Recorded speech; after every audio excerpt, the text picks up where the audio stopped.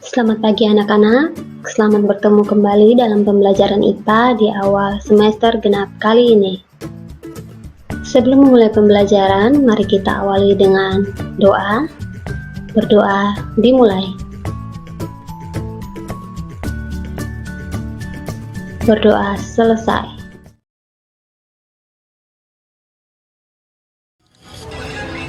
Selamat pagi. Pagi. Selamat pagi. Pagi. Tepuk PPK. Religius, nasionalis, mandiri, gotong royong, integritas. Untuk memulai pembelajaran, perhatikan gambar berikut ini.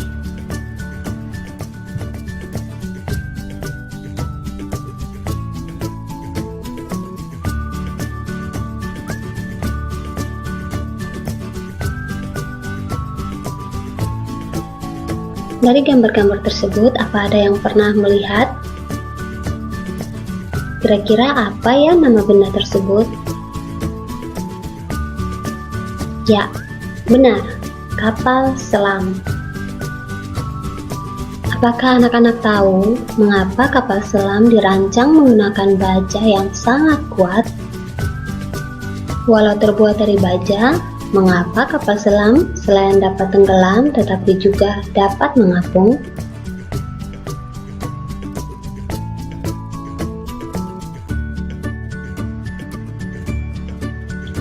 Berikut adalah tujuan pembelajaran kita pada pertemuan kali ini.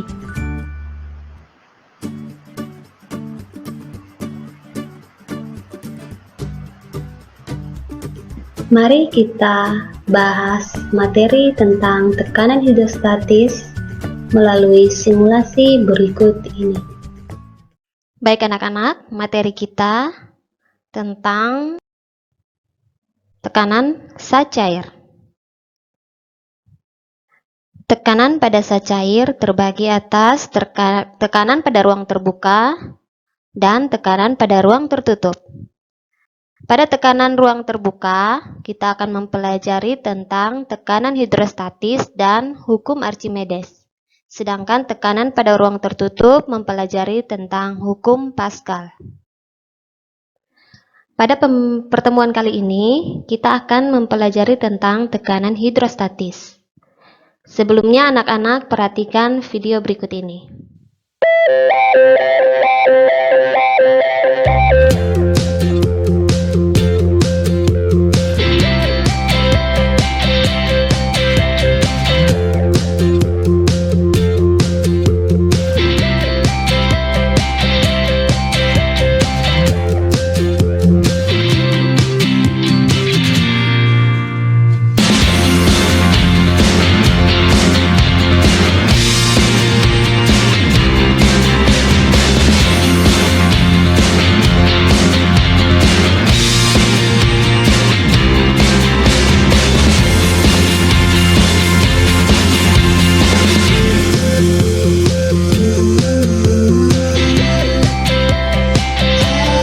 Baik, dari video tadi anak-anak bisa perhatikan sebuah wadah berupa botol yang diisi air.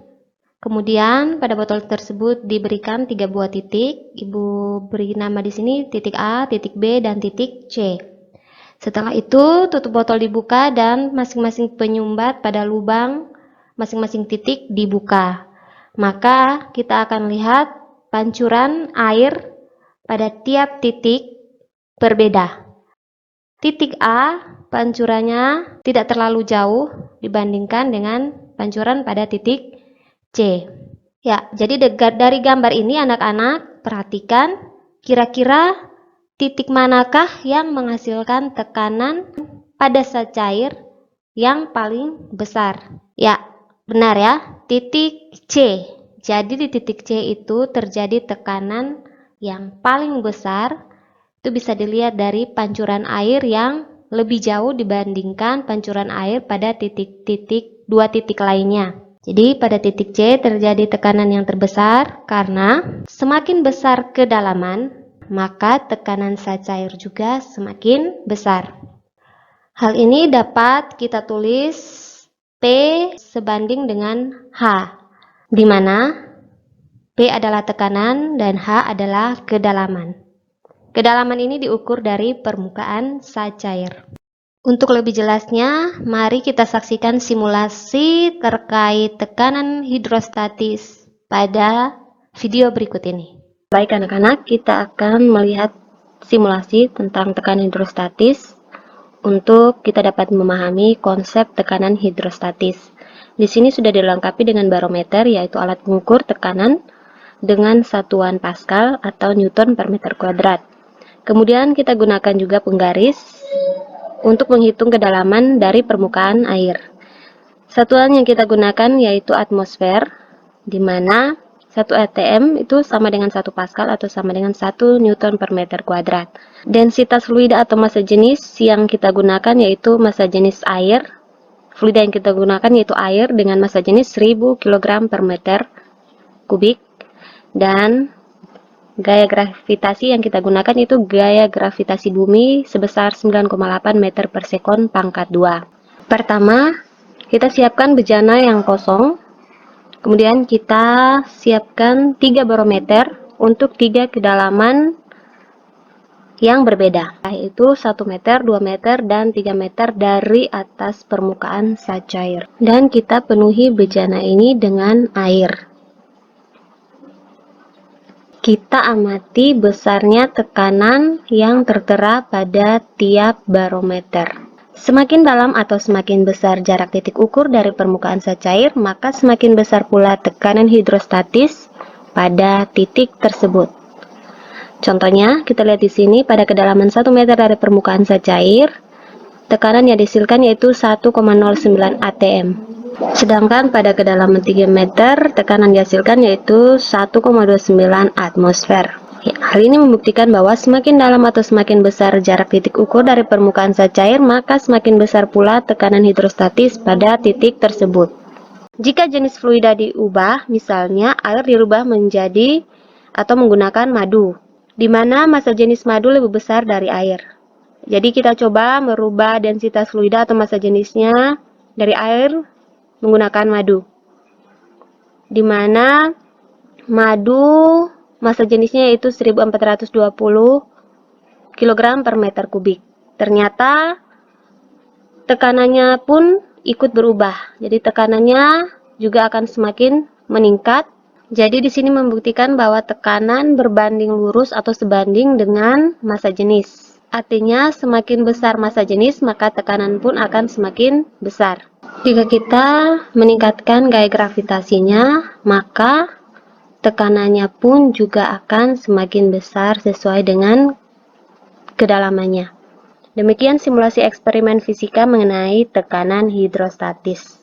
Oke, dari simulasi tersebut, anak-anak, kita dapat membuktikan bahwa yang pertama, semakin besar jarak titik ukur dari permukaan cair, dalam hal ini adalah kedalaman atau H, maka semakin besar pula tekanan hidrostatis di titik tersebut. Ya, dapat dituliskan P sebanding dengan H. Yang kedua, semakin besar jenis fluida atau cair, dalam hal ini adalah ρ, maka semakin besar tekanan yang dihasilkan. Dapat dituliskan P sebanding dengan ρ. Yang ketiga, semakin besar gaya gravitasi, maka semakin besar tekanan yang dihasilkan. Dapat dituliskan P sebanding dengan G. Jadi persamaan tekanan hidrostatis dapat ditulis P sama dengan ρ kali G kali H, di mana H kedalaman suatu benda diukur dari permukaan cair. P adalah tekanan hidrostatis, ρ adalah massa jenis cair, dan G adalah percepatan gravitasi. Dapat kita simpulkan bahwa tekanan hidrostatis adalah merupakan tekanan yang diakibatkan oleh gaya yang diberikan oleh suatu cair pada suatu benda yang berada pada kedalaman tertentu.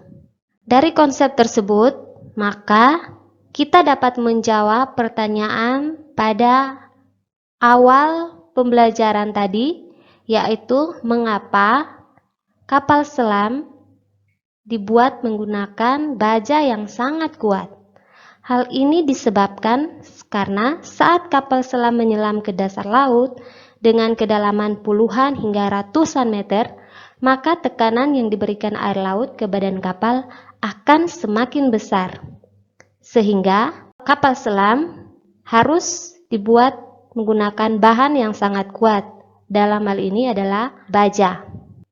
Pada pertemuan kali ini juga kita akan membahas hukum pokok hidrostatis. Ya, untuk mengetahui hukum pokok hidrostatis dapat kita ketahui melalui bejana berhubungan. Ya, ini adalah gambar bejana berhubungan. Jadi bejana berhubungan adalah wadah yang memiliki dua atau lebih pipa yang saling berhubungan. Untuk mengetahui hukum pokok hidrostatis, kita akan mengikuti simulasi pada bejana berhubungan berikut ini. Bejana berhubungan ini terdiri atas dua pipa yang saling berhubungan. Kita akan mengisi salah satu pipa, ujung pipa dengan fluida, yaitu yang kita gunakan di sini adalah air.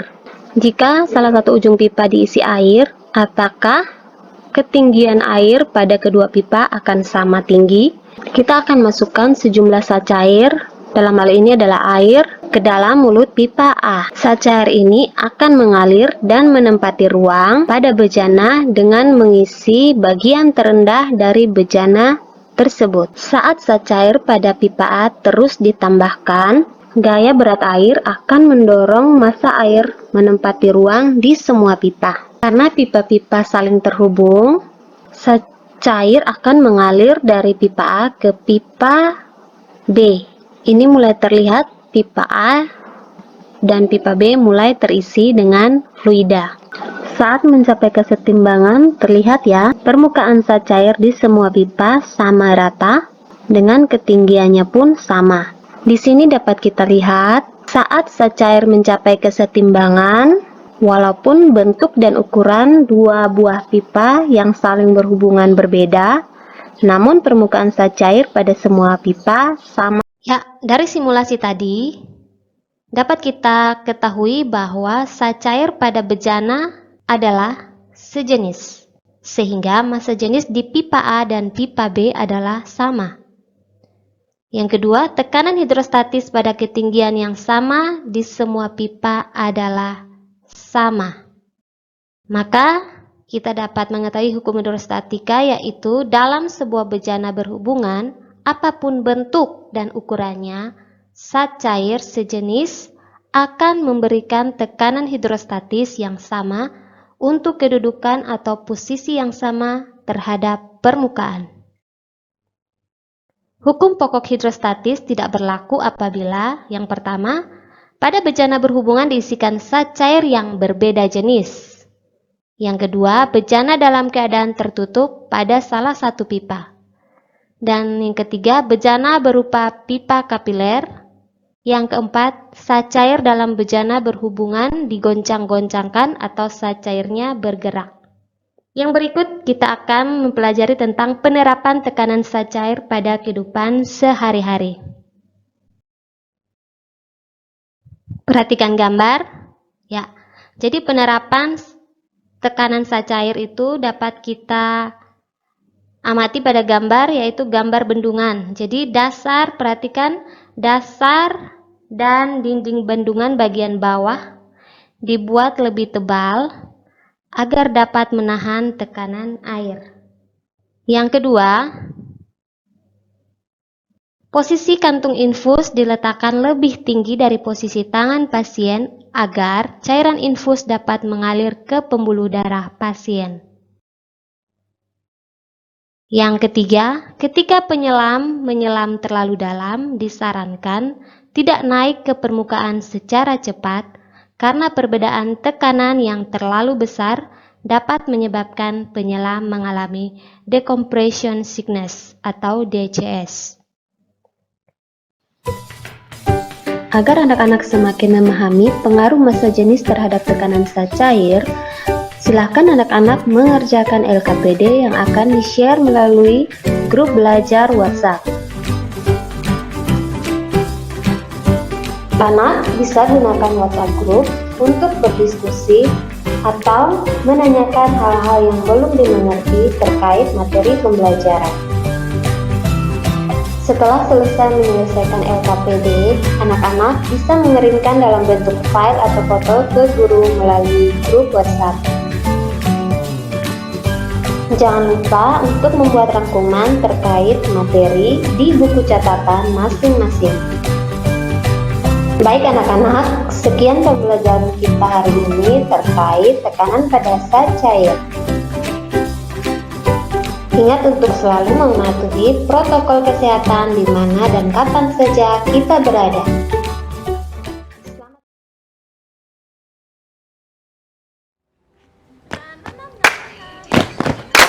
We are Spendubes, Spendubes.